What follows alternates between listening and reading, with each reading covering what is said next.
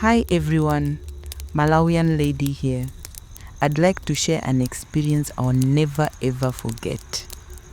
A few years ago, my husband and I were driving to a funeral of a relative. We left around 5 p.m., so it didn't take long for it to get dark.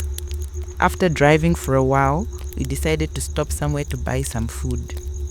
When we were about to leave, a certain woman and what looked like a 10-year-old kid approached us and asked for a lift, as she was also heading in the same direction as us. Both she and the kid were looking dirty to the point that I didn't feel comfortable with them being in our car, so I said no. There was enough space for them at the back, so I had to lie that we were going to pick up some people somewhere close by. She didn't argue, she just said okay. It felt kind of awkward for a bit, but I was glad it was over. When she left, my husband and I laughed about it since he also went along with the lie. He also didn't want them in the car and was glad that I thought of the lie, because if it were up to him, he could have ended up letting them in. After that, we went on with our journey. About an hour later, the car just stopped pulling, and lucky for us, it was in the middle of nowhere. There was nothing but woods for miles. So my husband called his mechanic, who connected us to a friend of his who lives closer to where we were. So we just had to wait for him to get there. While waiting, a certain man appeared from the bush and walked towards us. At first, I thought maybe he was the mechanic we had been waiting for. I noticed he didn't have any gear on him, but I didn't think much of it. He then bent, looking in on us on the window, and said, "Hi."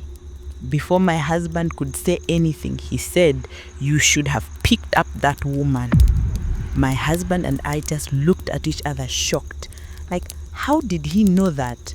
He then said, "Start the car, turn around and go pick her up," and then walked away.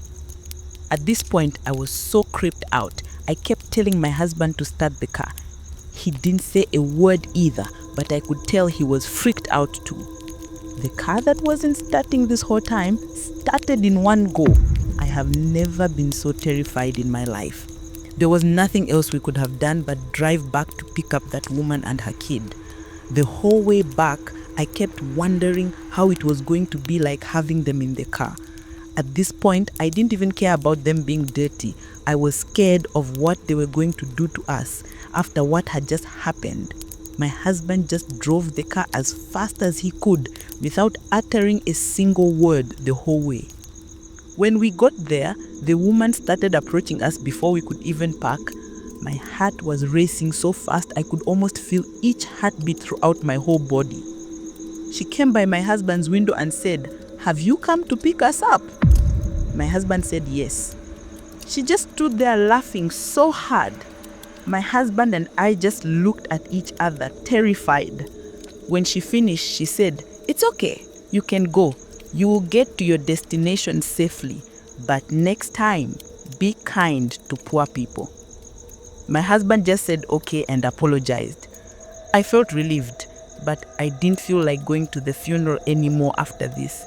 My husband managed to convince me that it was over since she had given us a go-ahead.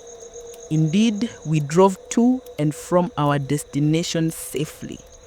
This experience left me scarred for life.